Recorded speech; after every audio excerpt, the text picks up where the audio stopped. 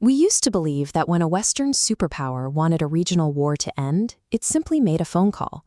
Recently, American politicians like Donald Trump have publicly claimed that their military objectives against Iran are met, suggesting the conflict is effectively over. On the ground, the reality is entirely different. Iran continues to escalate, launching intermediate-range ballistic missiles capable of striking targets up to 4,000 kilometers away.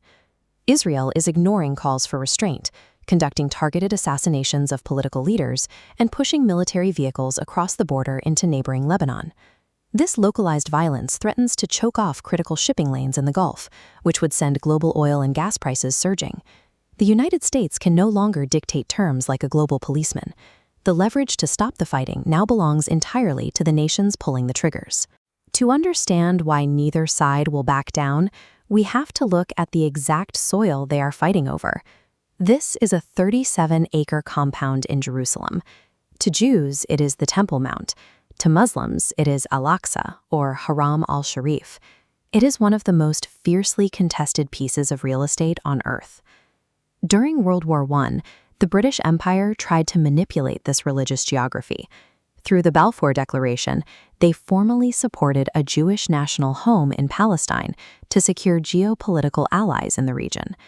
British administrators actively facilitated waves of Jewish migration from Europe into the territory, ignoring the vehement protests of the established Arab majority living there.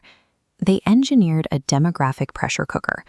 By the time the British realized the tension was unmanageable, they packed up and abandoned the territory entirely.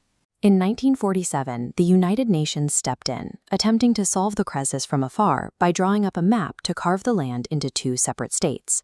This map shows the UN's proposed borders. After the British withdrew, neighboring Arab nations rejected those lines and launched a coordinated military invasion. Israel repelled the attack.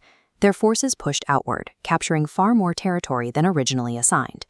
This wreckage from the 1967 war illustrates how Israel's military overcame entire coalitions in just 6 days, seizing control of the Gaza Strip, the West Bank, and the Sinai Peninsula.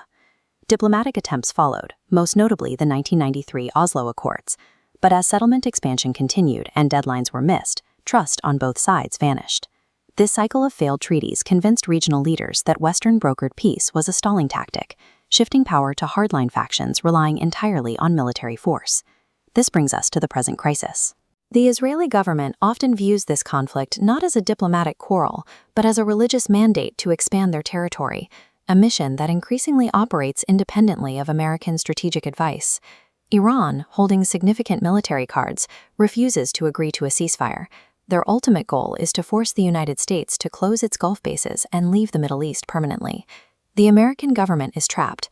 They are terrified of repeating the disaster of putting ground troops into a Middle Eastern quagmire, yet politically bound to support Israel. This chart visualizes the global threat. If the conflict disrupts the flow of oil, the petrodollar system destabilizes, and every country on Earth faces a severe spike in inflation and energy costs. We are long past the days when a superpower could sit at a desk and draw borders on a map. Until the regional powers decide to fold their cards, the global economy remains caught in the crossfire.